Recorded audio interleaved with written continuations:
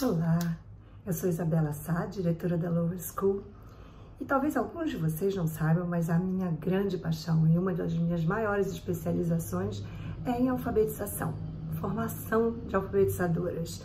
Nesses últimos 30 anos de educação, muitas crianças, muitos professores foram acompanhados por mim para que tudo desse certo e principalmente se formassem como apaixonados pela palavra escrita, que serve para brincar, para ler poesia, que serve para viajar pelo mundo e principalmente para botar suas incríveis ideias no papel.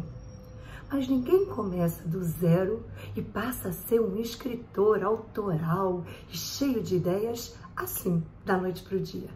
Isso leva um pouquinho.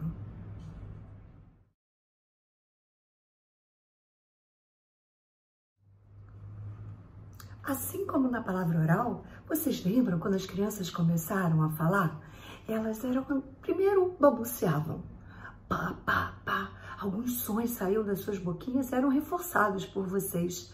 Alguma coisa parecia e aí vocês, isso, mamã. Então, desses primeiros balbucios surgiam as primeiras sílabas. Gá para água, bá para babá, bó, vó, vó para vovó. Assim, as primeiras sílabas iam se juntando e formando as primeiras palavras, né? Quem não aprendeu a falar mamã? E depois que as palavras se juntavam e começavam a ganhar sentido e principalmente receber a atenção de todo mundo, elas iam se juntando para manifestar o desejo dentro das crianças. E aí, várias sílabas começavam a significar alguma coisa. Mamã quer gá. Mamãe quer gá? Isso junto assim e dito de repente não faz o menor sentido, né? Mas se é um bebê apontando para a água, pronto, ganha todo o significado. Mamã quer água. Daí é que começa então a surgir as primeiras dúvidas de como de verdade todas essas palavras têm um jeito mais correto, um jeito mais adulto de ser dito. E aí é quando começam aquelas deliciosas descobertas.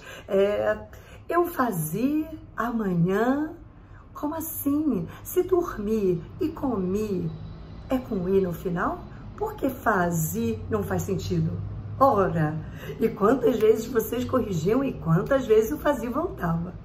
E aí essas frases iam ganhando um pouquinho de correção, até, se a gente ousasse dizer, gramaticais. Iam usando mesmo a língua dos pais, a língua materna, a língua pátria, para se expressar corretamente. E quantos anos se levam até para eles chegarem lá no 3º, 4º, 5º ano e ter realmente um vocabulário, um repertório de palavras para escrever um texto poético completo ou até um texto jornalístico com opiniões pessoais. É um pouco assim que acontece também na palavra escrita.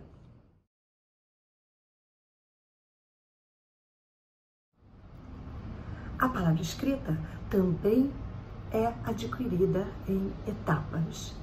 A primeira delas a gente chama de pré-silábica. Desde que aquela criança de 4, 3 anos começa a rabiscar no papel ondinhas ou bolinhas e diz que está escrevendo. Até quando ela começa a conhecer a escrita do próprio nome.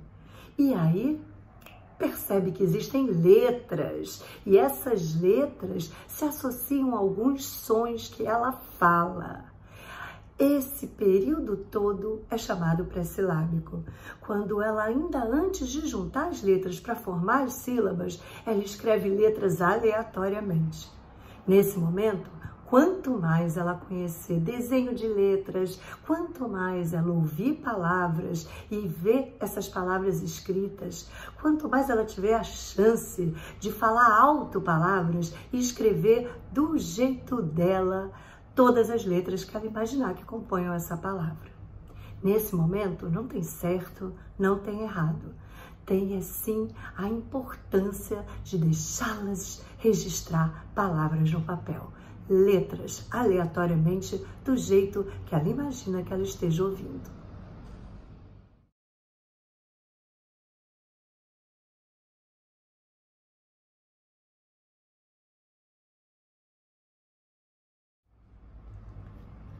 A segunda etapa nós chamamos silábica. É aquela etapa onde cada som começa a aparecer associado a algum grafema. No começo é apenas uma letra. Para alguns, quando vai escrever A, Tá, Tá, Xi, opa, 4 pedacinhos escrevem 4 letras. Essa já é uma etapa silábica. Às vezes eles não associam as letras corretas ao som que eles emitem e colocam letras do próprio nome misturado com as letras que eles conseguem reconhecer. Aos pouquinhos, de tanto escrever, de tanto falar alto a palavra que eles querem escrever, vá, eles começam a perceber que um pedacinho, e vai com toda certeza. Vá. O vá fica uma dúvida. Eu estou ouvindo o V da Valentina, minha amiga. Não, eu estou ouvindo o A da Amanda. E nessa dúvida, às vezes escrevem só o V ou só o A. Mas já é uma etapa incrível. E essa mente, esse cérebro fez um esforço gigantesco para ouvir, reconhecer esse som, associar esse som a alguma letra e principalmente lembrar que letra é essa e como ela se desenha no papel. É por isso que ter letras do alfabeto bem pertinho de onde eles estão fazendo os trabalhos ajuda muito. Letras grandes, letras maiúsculas. Essas letras não mudam de forma dependendo do lugar que elas estão no papel. Então abusem de escrever letras com eles e encontrar figuras que comecem com essa letra. Colhem pertinho desse alfabeto. Isso ajuda muito a criança a, ba, igual Beatriz. Ah, é o B. Cadê o B? Como escreve o B? E o B tá lá como fonte de consulta para ele registrar todo corajoso o B nesse pedacinho.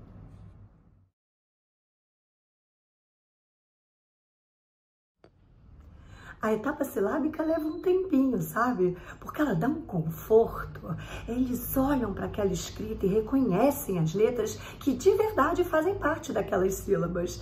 E isso é uma conquista tão poderosa que eles querem registrar palavras. Nesse momento, eles procuram palavras por todos os lugares, procuram escrever a todo tempo. Quanto mais papel e lápis estiver perto deles nessa hora, melhor.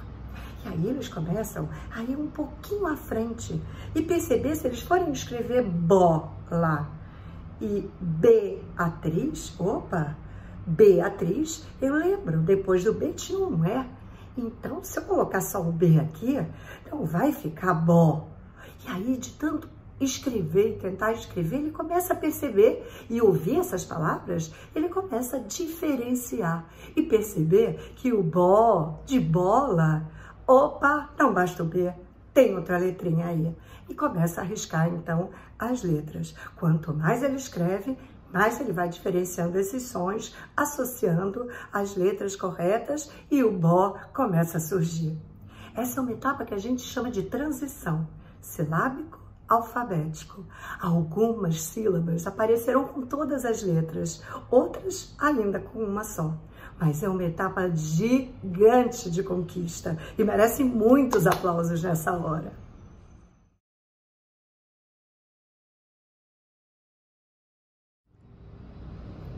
A etapa seguinte é a que chamamos de alfabética.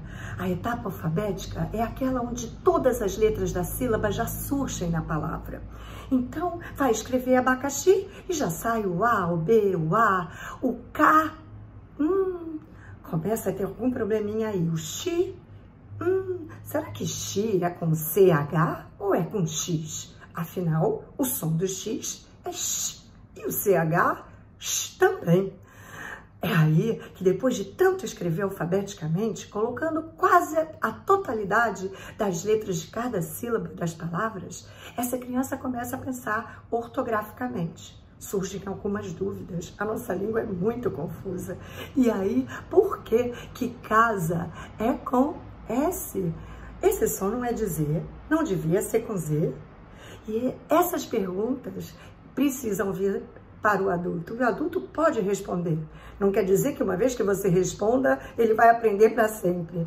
A questão ortográfica da língua portuguesa, ela é uma conquista para os próximos 3 anos. Vamos com calma.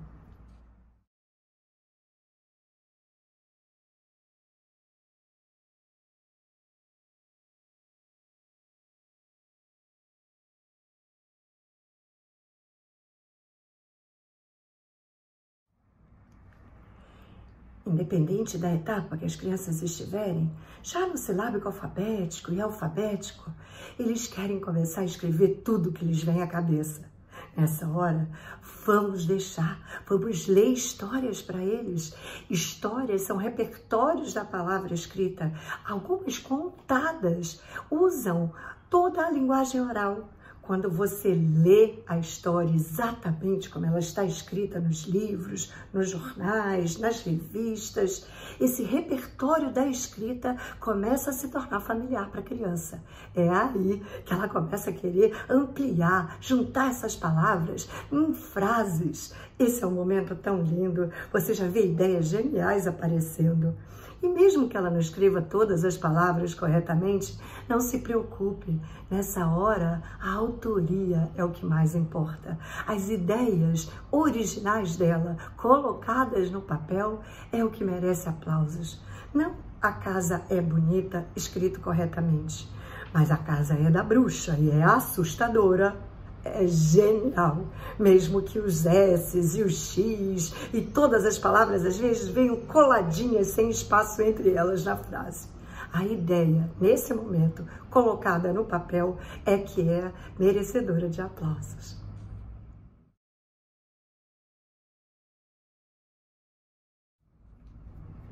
Vocês devem estar se perguntando, Isabela Sá, eu não vou saber ensinar, nem fazer as perguntas corretas em cada etapa.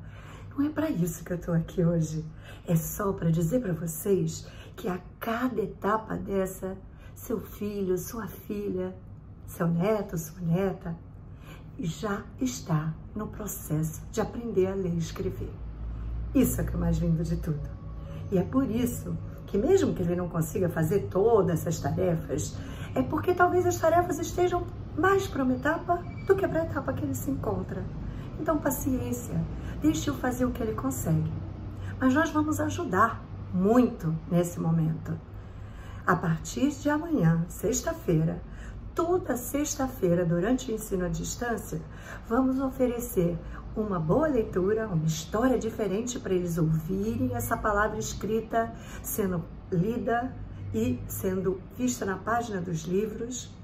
E depois vamos dividir os grupos em 3. Cada cor de um grupo é para uma etapa da aquisição da escrita. Você vai receber hoje qual a cor em que seu filho ou sua filha estão.